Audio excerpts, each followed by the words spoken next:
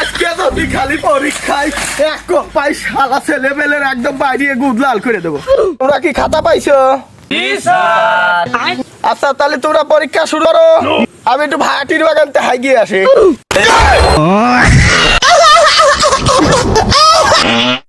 আমি তো কালকে স্কুলে আইছিলাম না, তো কি পরীক্ষা আমি তো কিছু জানি না, আমি তো পারবার না রে, কি করবো? আরে মাহিন পড়ে আইছে।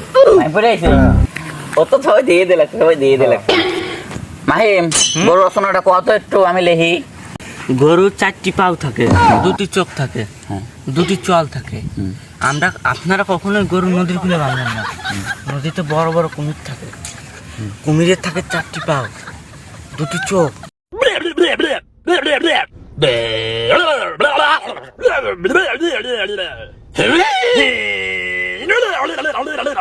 শালা বলবাল কথা কস। তোর কাছে শুনলো গরুর রচনা, তুই করিস কুমির রচনা। বেয়াদব বেয়াদব। মারামারি না করে নিজের ভিতর ঝামেলা বাদ দে।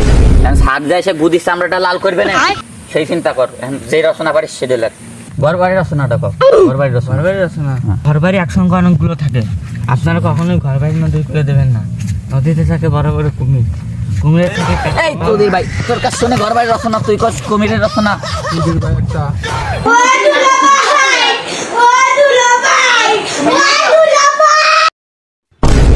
এ কাটা রে, তারা কি হাইয়াও শান্তি নাই রে।